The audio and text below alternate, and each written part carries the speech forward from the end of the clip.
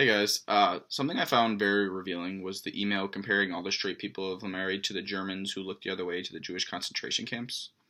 While I do understand that the people of Laramie should have a better attitude towards homosexuality and should have spoken more up against the discrimination about it, I just think it's a little ridiculous to compare it to the millions of Jews who lost their lives from Germans looking the other way to Nazis. I think that's just a little far-fetched. You have Matthew's blood in your hand. The email wrote to University of Wyoming President Philip Du Bois. I mean, he should have done more, but I don't think it's fair to blame him. The first concern being represented in the Laramie Project is the danger surrounding being homosexual. Matthew Shepard went through so much pain and even lost his life just because of his sexual preference. A few of the people interviewed in Laramie said things like, "That'll teach him a lesson not to come on to straight people," and left him begging for his life. It's just to have such a terrible thing happen to someone and that's the remorse you show is just, I mean, it's scary. It's scary that they have that danger just from their sexual preference. The second concern being represented in the Mari Project is the overall ignorance that is shown towards homosexuality.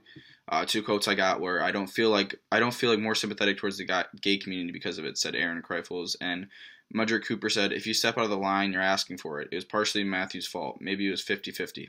I mean, that is just a absolutely ridiculous statement to say that it was half his fault. Um, he has a sexual preference, and because of that, he got beaten bloody and lost his life. There's just no way that is his fault. I think these two concerns suggest that the play as a whole is based around discrimination against homosexuality.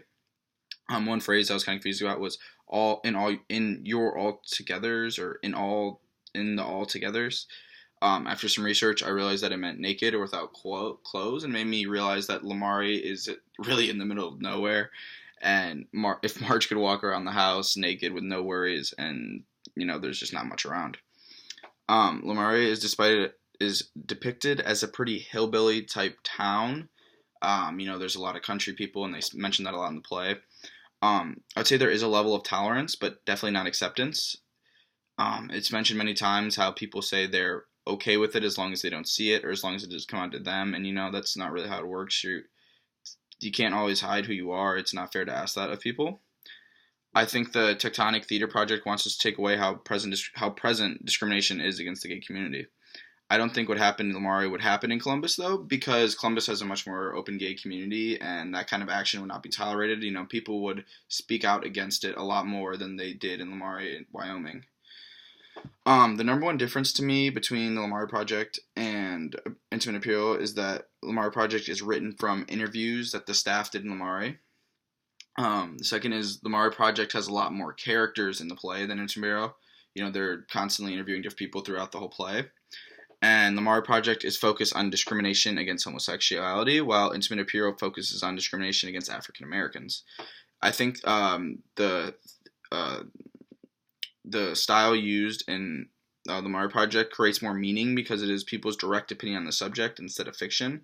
It really shows how little remorse some people show and how genuine others are.